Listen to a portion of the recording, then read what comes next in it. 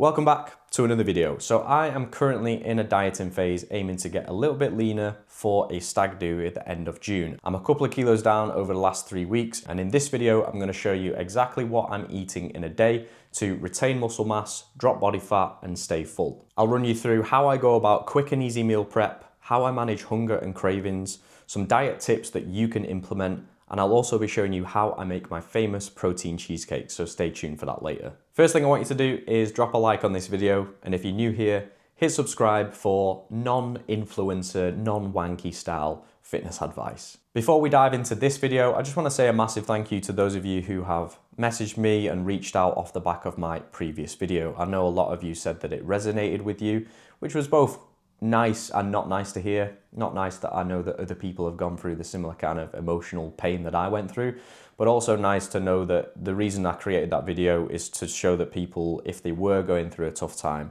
that you weren't alone with it and that there are people out there that understand. So thank you, and remember, my DMs are always open. Okay, so my current setup is 3 main meals, 1 snack that I'll have as either mid-morning snack, mid-afternoon snack, or pre-workout snack if I'm training, and 1 evening snack, which is the protein cheesecake. My current macro and calorie goals are 2,100 calories, 180 grams of protein, 195 grams of carbs, and 65 grams of fat. Meal 1 or breakfast is plain and simple. We're going for 4 medium whole eggs, a thin bagel, and 50 grams of blueberries on the side. But before we have that, it's time for boxing. So let's go.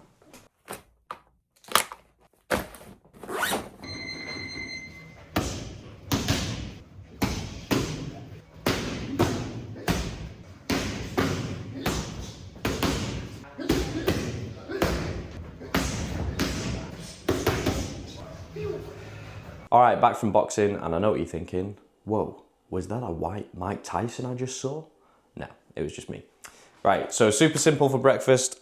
I have 50 grams of blueberries. I also have a black coffee with creatine. The only reason that I have my creatine in with this is just so I don't forget in the morning, just keep it as part of the routine. And it's gonna be 4 whole medium eggs with a bagel thin. Super simple, super easy. Dead quick to make. I will not be putting any butter on this bagel. And you're probably thinking, who the fuck doesn't put butter on a bagel? But honestly, someone who can't be arsed weighing it out and tracking it every single morning. Eggs, bagel, blueberries, coffee, sprinkle of sea salt, and some reduced sugar and salt ketchup over the top. The main reason that I like having a meal plan is that it gives me so much time and energy back that would be spent on deciding what to eat, when to eat, what foods I need to buy from the supermarket, all that sort of stuff. Instead, I wake up and I know exactly what I'm eating. I could quite literally recite this meal plan from memory to you from start of the day to the end of the day. So every time I go in the supermarket, I'm not tempted by the sweet treats and I'm not wandering up and down the aisles. So it makes food shops much quicker and easier. It makes meal prep much quicker and easier. And I don't have to decide every single day what I'm gonna be eating. The second benefit to that as well is that if you have a social occasion coming up, you know exactly what your meals are looking like in order to make adjustments. If your meals are constantly different all the time and your calories are always up and down, you're not really gonna know where to make adaptations to your meals to save up some calories. I know what my meals are looking like and I know the carbohydrate intake of the different meals, so I can be like, right, okay, well, I've got a social event coming up this weekend, so I need to save up some calories, so I can remove carbs from this meal, I can reduce carbs from this meal, etc., etc. Think of it like a weekly financial budget. If you know that you're going to be spending more of your money at the weekend, then you have to make cutbacks and be more sensible with your spending earlier in the week. Don't be a dick and throw your progress completely out the window because you haven't accounted for or catered for a social occasion. So this meal comes to 400 calories, 30 grams of protein, 30 grams of carbs, and 20 grams of fat. Now go away and let me eat it. So the time that I have this snack will very much depend on how the day's looking for me, whether I'm training, whether I'm not training, what time I'm training, etc. So let's say that I am training, this will be my pre-workout snack. If I'm not training, it's just gonna be mid-morning or mid-afternoon just to keep me going, stop hunger from creeping too high in between meals. So I'll have 2 of these chocolate Snacker Jack rice cakes and 2 scoops of whey protein. I'm currently using the Perform Jammy biscuit flavor, which Perform don't really get any flavors wrong. Like, the flavors are absolutely bang on. If you like Jammy Dodgers, it's pretty much tastes like liquid Jammy Dodgers. So you can't go wrong with that. The reason that I choose these is that it's low fat, easy carbohydrates that will digest quickly, and the same with the protein as well, because it's in a liquid form, it's going to digest quickly and not sit heavy on my stomach. The last thing that I want when training is to be feeling sick during a workout. So these are a good option. So this snack comes to 270 calories, 25 carbs, less than 4 grams of fat, and 34 grams of protein. Remember, if you are snacking, you want to keep the protein high. There's no point snacking on something that's just going to be carbohydrates, because it's not going to fill you up at all. And before you know it, you're hungry again and you're wanting more food. So if you're going to have snacks in your day, make sure you are tactical about it and you implement protein alongside whatever it is that you want to have. Oh, hello, it's me again, back in the kitchen. Just come back from doing 300 calories worth of cardio, and you're thinking, that's a nice t-shirt, Greg. Where'd you get that from? This is from an Instagram company that messaged me back in 2015 or something like that. And I went to London and did a photo shoot for them. Wow. Don't try and find the company, and don't try and use my discount code, because it ain't gonna work. Right, so next meal is chicken, rice, mixed veg. Typical bro meal. But I don't understand why chicken and rice get so much hate. If you make it with love, it tastes very good. So we're gonna go for half a tub of VT Thai jasmine rice. This is probably the best microwave rice you can get your hands on. A little bit pricey to keep buying microwave rice, but honestly, I would rather save the time and spend more money. Every time I post a picture of my food shop, people go, just buy normal rice and cook it. You'll save so much money. And I'm like, no. I'd rather spend the money and save the time. I can't be bothered doing, boiling rice on the fucking hob for however long and then trying to store it, and no. These, pierce it, stick it in the microwave for 1 minute. As you can see, I like to have my meal prep quick, simple, and so easy a child could make it.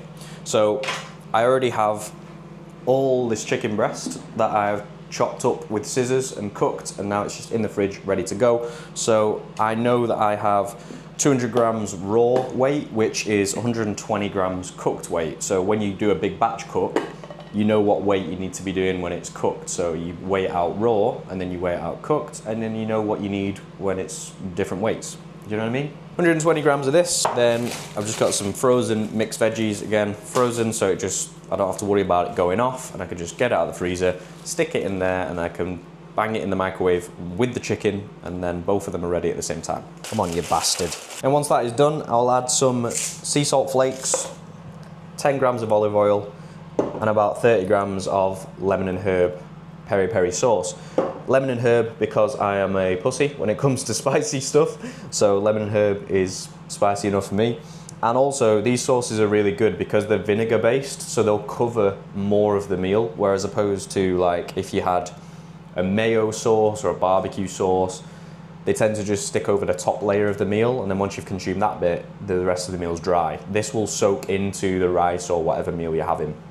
Plus, the macros are really, really good. So per average serving, which is 20 grams, there is 10 calories, 0.9 grams of fat. So little simple swaps like that will make dieting much, much easier for you. You don't want to be wasting valuable calories on sauces that are just going to get consumed like that and not fill you up anymore. So it's really important that you utilize your calories wisely to maximize the portion size and how filling your meals are. Because if you are just, this is why if it fits your macros is a little bit risky, because yes, you might be able to fit a certain chocolate bar or whatever into your macros, but it's not going to fill you up that much. And if you're starting to utilize, meal's ready. If you're starting to utilize your calories on things like that, it's not going to fill you up, and then you're going to be starving in between meals. It's going to be much, much harder for you to adhere to the calories that you've set for yourself, and the Mackey's drive-through is going to be calling your name louder and louder and louder. So we need to maximize the volume, the portion size, and how filling these meals are when you're dieting on lower calories. 30 grams of this. You can't teach that. That is bang on 30 fucking grams. Let's go. Actually, you can teach that. It's just from years of experience of tracking calories and weighing stuff. There we have it. 560 calories, 49 carbs, 19 grams of fat, and 55 grams of protein. This will keep me full for a good 3 to 4 hours before my beef mince meal, which I'll show you after this. Hot. Fuck. Okay, here is meal 3. So this is 115 grams of cooked beef mince, the 5% beef mince, 250 grams of red potatoes, and 50 grams of tender stem broccoli. I promise you, cook your beef mince this way and it will taste better. So just flip it on one side, cook it until you can see sort of the middle's browning, flip it, cook the other side, and then break it up in the pan rather than breaking it up straight away. Trust me, I've already had a couple of people say it actually tastes so much better. Don't know what it is, must be something to do with the juice staying inside it longer, I don't know, but it tastes better. And probably the best meal prep little device that I bought was this potato presser that turns the potatoes into fries. So then I'll just put a little bit of fry light over the top of that with some Cajun seasoning, stick that on max crisp on the air fryer setting for 10 minutes, and that makes them into these nice little crispy chips. And I also do the tender stem broccoli in the air fryer as well, just because I'm lazy and I can't be bothered to boil or steam vegetables. So I just stick them in the roast setting on the air fryer as well. Another hack that I want you to use when dieting is to use smaller bowls and plates and smaller utensils. Now you might be looking at me thinking, what the fuck are you going on about? But trust me, this method works. If you think about it, we consume information through our eyes first, okay? So if you put your meal onto a plate, it's quite a big plate, and you look at it and you think, that looks like a fucking child's portion. Immediately you're going to be thinking, this meal's not going to be very filling, I'm still going to be hungry after I've eaten it, oh, dieting's so miserable. If you put it into a bowl like this and, you know, the bowl's almost full to the brim, I'm looking at that thinking, yeah, that looks like a pretty decent sized portion. Sounds weird, but it makes sense, right? The second thing is obviously using a smaller utensil, so a smaller fork or a smaller spoon. It forces you to eat the meal slower, and that gives your brain and your stomach time to communicate. Because where we go wrong when we're feeling super hungry or when we've got a load of food in front of us is we want to eat it all and we need to eat it as fast as possible, otherwise I'm going to get really full. So when you're dieting, you need to do the opposite of that. You need to expand the amount of time it takes you to eat that meal. So chew fully, swallow it, then get your next forkful and then eat it. If you're forcing it down yourself and before you've even swallowed it, you're still getting another forkful ready to go and you wolf through your meal that quickly, again, it's not going to give your stomach time to communicate with your brain and say, yeah, okay, I'm full now, I've had enough food. So this meal comes to 460 calories, 45 carbs, 16 fats, and 32 grams of protein. The moment you've all been waiting for, the protein cheesecake. Now, before I tell you how I make this, there's a few reasons as to why I will center my entire day's macros and calories around this single meal. The first reason is that I am a chocolate fiend. So when I'm dieting, I know that chocolate cravings are going to be there. I could smash multiple cream eggs in one sitting. Even though they're the most sickly chocolate on the planet, I could still have 3 and be like, yeah, I could probably do another one. If there's chocolate in the cupboard every single evening, that chocolate's going to be whispering my name whilst I'm sat on the sofa having ran out of calories. Greg, come and eat me, you know you want to. Shut up, chocolate. I'm trying to get abs. Go on, just a little taste. Fuck off, chocolate.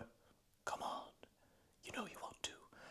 Like that. That's that's exactly how it would go. I'd probably be able to stay strong for a few days, but then if I had, say, a day where hunger was super high, cravings were super high, or I was, you know, those emotional wobbles where you feel more inclined to, I guess, be less adherent, that chocolate would be getting smashed. The second reason that I have this, and I leave it until the evening to have it, is because my biggest fear when it comes to dieting is getting to the end of the day and having run out of calories. And the last thing that I want to do is get in bed and be thinking about food and thinking that I'm hungry and hearing my stomach groaning when I'm trying to get to sleep. So this way, by having this ready for the evening, I know that the day's done, I can come chill on the sofa, and I know that I've got something that's a little bit sweet, a little bit chocolatey, that fits my macros, fits my calories, and it is a pretty big portion as well. It's quite filling.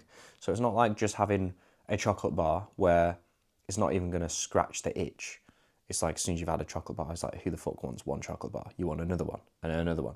It's very moreish and it won't fill you up. Whereas you combine it with some form of protein and make it a more filling option that still gives you that chocolate hit, that's where you're gonna win. So to make this bad boy, crush up 2 Weetabix for the base and put a little bit of water with that, give it a mix and pat it down for the base. Then I will mix a tiny little bit of whey protein with Tesco high protein yogurt. The whey protein is just to sweeten it up and give it a little bit more flavor.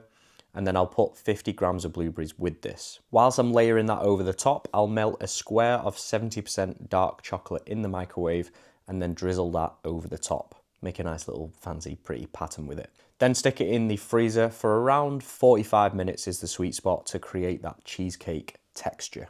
And look at that.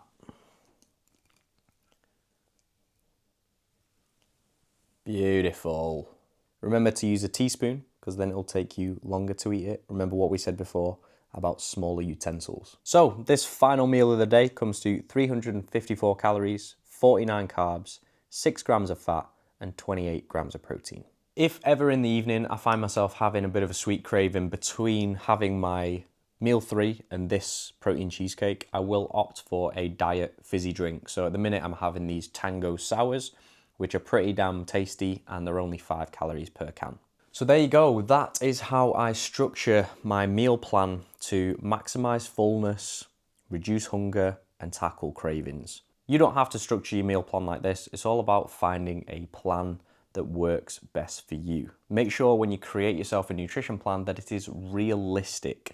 Don't make one that's optimistic, thinking, yeah, this is exactly what I should be doing. Make one that you know you can do.